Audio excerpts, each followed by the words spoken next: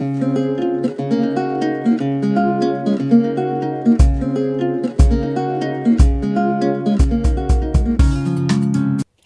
everyone, and welcome back to Sash Fabrics YouTube channel. Jessica here again today. Today we don't get my face because I'm not exactly dressed, but we are going to be showing you the two different ways that you can apply plastic snaps. Today I'm going to be applying the snaps on a cloth diaper, which I have all ready to go, and I've got the snaps already marked on the wing, as you can see. So we have two different ways to apply the snaps. First, we have the snap press, which is this, and we have the snap pliers, which are right here. Snap pliers are done using your hands. The snap press has a handle on the top, which you're not going to be able to see in this frame, but if you're watching this video, you probably know what a snap press is, so that you just press from above to press the snap. So these are the 4 different parts of a snap, technically 3 different parts. This is the stud. This is the socket, also sometimes referred to as the male and female. For every one of those you use, you have to use a cap, which are these. Flip it over so you can see the other side, and the other side is just smooth. So one side's smooth, and one side has this pokey piece. Okay, so that is what if you order a set of snaps from kamsnaps.com, this is what you will get if you order complete sets. The first one I'm going to show you is the snap pliers, and we're going to go ahead and do the wing of the diaper. Okay, so again, I've already got snaps marked. Anytime you use a dark fabric, I use gold Sharpies because I got a bunch on clearance a while ago for $1. Okay, so this is called an awl, A-W-L. It makes doing snaps so much easier. So I just kind of poked all the way through the fabric, making sure to keep my layers together. For this particular instance, I'm going to put my snap from the front to the back. Okay, and of course, because I'm doing green on green, you really can't see my snap. But there we go. There you go. So I got it all layered together.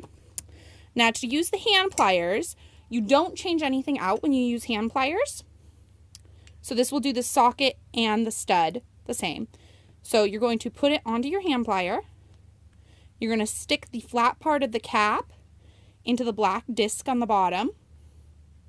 Okay, and then you're going to make sure that the stud is in there, and I'm just lightly holding them, and then when you're ready to press, just squeeze and give it a really good squeeze. Depending on the pair of pliers, they all come a little bit different on how they work. Sometimes you need to press more than once. I only have to press once with this particular pair, and there we go. The snap is applied. So that's the same thing you're going to do for studs or sockets, the exact same thing. Okay. Now my press right now, it actually takes 2 different sets in order to put it in. So the one I have in right now is my socket die, and then this one is my stud die.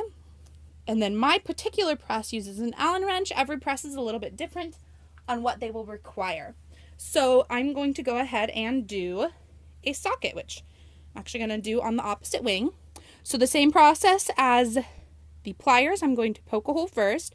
I've heard some people say that they don't poke their holes first. It really depends on what you're sewing. Okay, and so then I'm going to put my snap through. This particular snap on this diaper goes from the back to the front. Okay, and then I'm going to grab one of my sockets, and then for the snap press, you actually put the socket or the stud in first, and you press it up into your die, and it's going to hold it there. Press your cap down into your bottom die. I like to gently press down to hold it all in place, and then it just takes one good push. So I definitely prefer the press because I find it easier to work with. Now this particular diaper, which by the way, this is an oldie print from Jackie. This is one of her originals, which is a music print. But this particular diaper has an outer layer of knit, an inner layer of a polyester fleece, or a hidden layer of polyester fleece, and an inner layer of cotton velour. So I'm actually going through 3 layers.